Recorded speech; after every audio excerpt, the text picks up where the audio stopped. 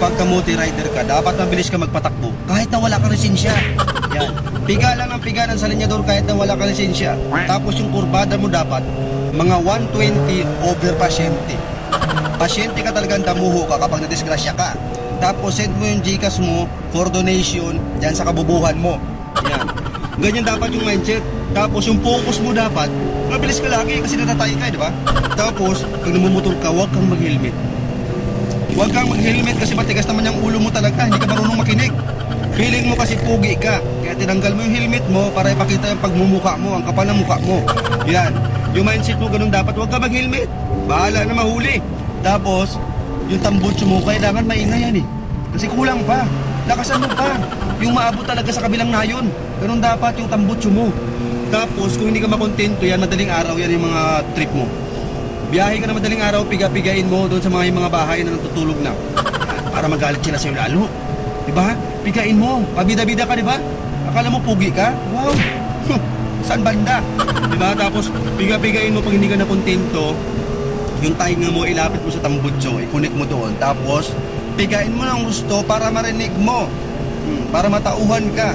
Ganun dapat yung mindset. Yung focus mo kasi dyan, dapat piga na ng piga.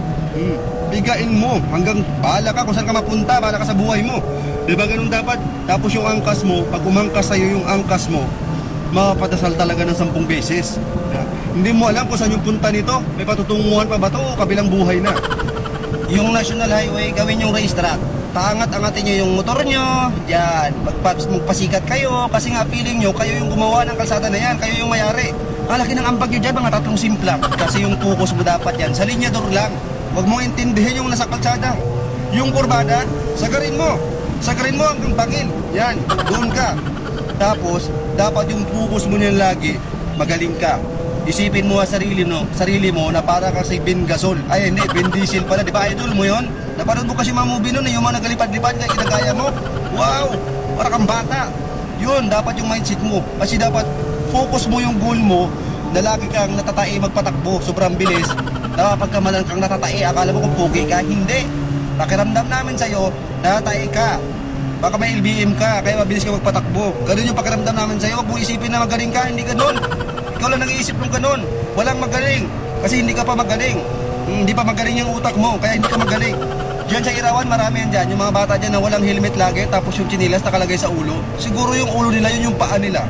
Nakita ko dyan nakaraan. Shoutout dyan sa Irawan, Puerto Princesa City. Shoutout dyan sa Police Station 2, Mali-Mali Team. Mali-Mali Team, abangan nyo dyan. Marami nagkakamali dyan sa Irawan. Yan, pwestuhan nyo lagi dyan yung mga kabataan.